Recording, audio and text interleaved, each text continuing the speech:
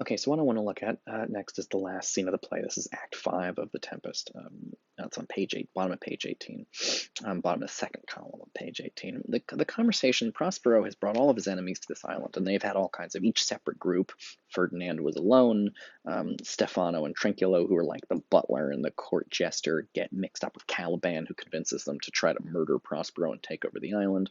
And the king and the king's brother and Prospero's brother are all together in another group with Gonzalo, who's this kind of like old man counselor to the king, who's kind of a dum dum, but he's very sweet.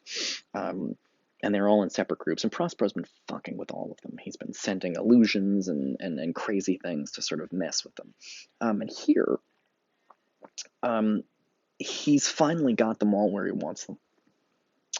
He's fucked with them a lot, and now here comes his big finale. And so Prospero talks to Ariel, and he has this really interesting conversation with Ariel. This is what he says.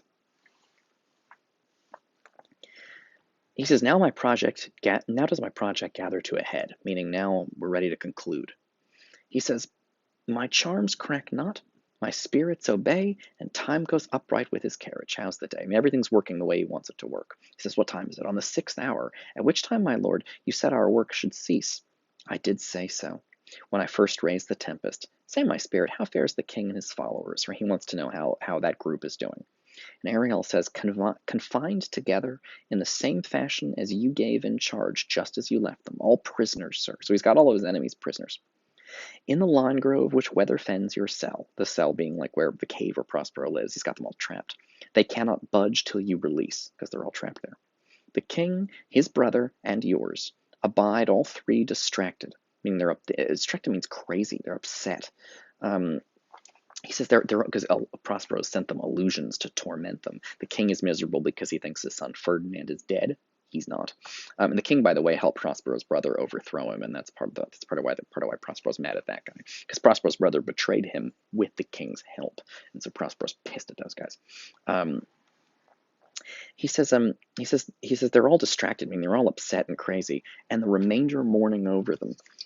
They're all upset and everything's gone wrong.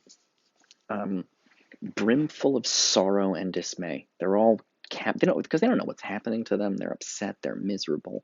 They first of all, they think they're the only survivors of the shipwreck. Not true. They think there's no way to go home. They're stranded on a desert island. Everything's terrible.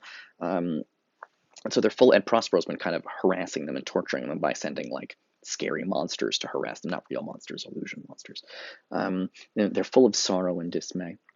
But chiefly him that you termed the good old Lord Gonzalo, because one of the group is actually a nice guy, and he didn't do anything wrong. That's Gonzalo. His tears run down his beard like winter's drops from eaves of reeds, right? Like melting icicles. He's got teardrops coming down. Your charm so strongly works him that if you now, here's the most important part, your charm, meaning your magic spell, your charm so strongly works him that if you now beheld them, if you saw them, your affections would become tender. So he says they're so upset that if you saw them, even though they're your enemies, he says they're so upset at being crash landed on this island, thinking they're the only survivors. The king thinks his son is dead. He says they're so upset that if you saw them, you would feel bad for them. Prospero says, dost thou think so, spirit? Like, you really think so, sir? Ariel says, mine would, sir, were I human. Which is an interesting line, because sometimes you forget Ariel's not human, but Ariel's not even a human being. He says, if I was a human being, I would feel bad for them. And Prospero says, and mine shall. Right? He says, your affections would become tender. You'd feel bad for them. He says, do you really think so? And Ariel says, yeah, if I were a person, I'd feel bad for them. And Prospero says, well, then I shall. And mine affections, shall also feel bad for them. It's not, and then he gives a little sort of short speech here. Hast thou, which art but air, meaning like, because Ariel is like a magical creature, and Ariel feels bad for them. He's not even a human being. Hast thou, which art but air, a touch, a feeling of their afflictions, and shall not myself, one of their kind, that relish as sharply passion as they, be kindlier and moved than thou art?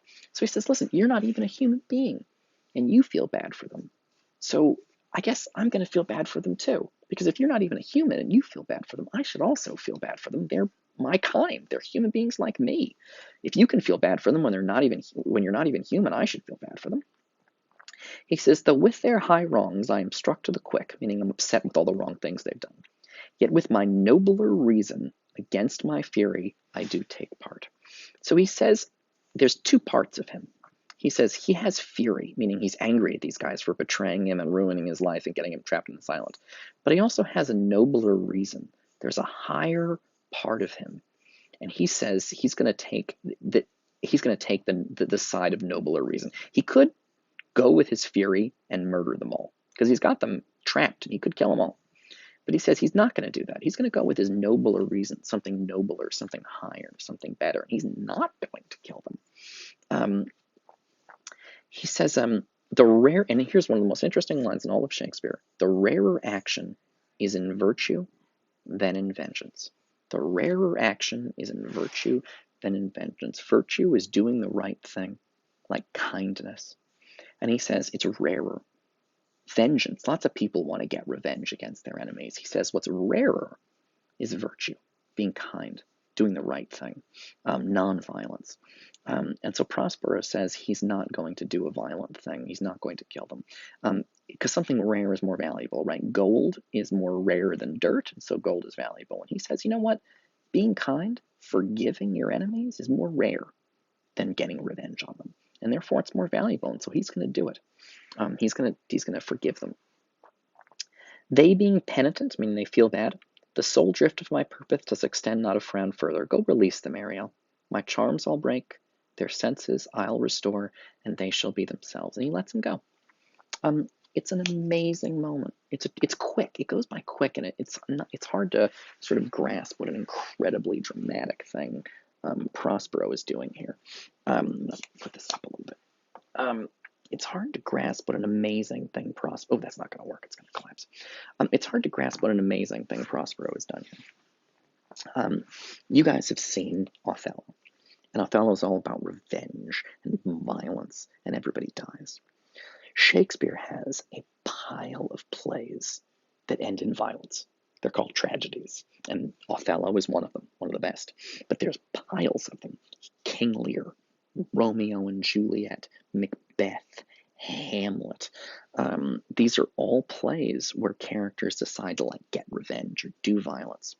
And this play, The Tempest, seems like he's like, I got my enemies in my grasp. They betrayed me. I will get my revenge. Just like a lot of Shakespeare characters want their revenge in these sort of things. And in these plays, by the way, these tragedies where somebody wants revenge, like in Othello, everybody's dead at the end of the play. They're all dead. So it's fascinating that Prospero chooses something different.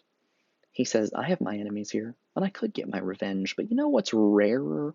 You know what's more valuable? You know what's better? Forgiveness. He says, I'm going to forgive them. Now, interestingly, this is I'll talk about this in the next video, I guess, but they don't really deserve forgiveness. They're still assholes. They haven't really, they're crying now that they're trapped, but they're actually not better human beings. They're kind of shitty. And Prospero doesn't care. He's going to forgive them anyway. He chooses forgiveness, which is something that most Shakespeare characters do not choose. When Shakespeare characters get their enemies all in a room, they just fucking kill them all. And it's bloodshed and death and dismemberment and poison and stabbing, and sometimes they kill people and bake them into a pie and eat the pie. They kill children and make their mother eat the children in a pie, like a meat pie. And here Prospero says, no, not going to do that. I'm going to choose forgiveness. It's neat. And if you think about Prospero as being a metaphor for Shakespeare, you might think about Shakespeare has created so much violence, like in Othello, so much destruction, evil, revenge. He's maybe tired of it. When Shakespeare, this is one of the last plays Shakespeare wrote, and it feels like Shakespeare got tired of writing terrible revenge where everybody gets murdered. And just like Prospero, Shakespeare decides to end the play The Tempest with forgiveness of people that don't even deserve it. But he's going to forgive them. Prospero is going to forgive his enemies because I think it's a metaphor. Prospero forgives his enemies in the play because Shakespeare is tired of writing violent plays and he wants to give these people a happy ending for a change.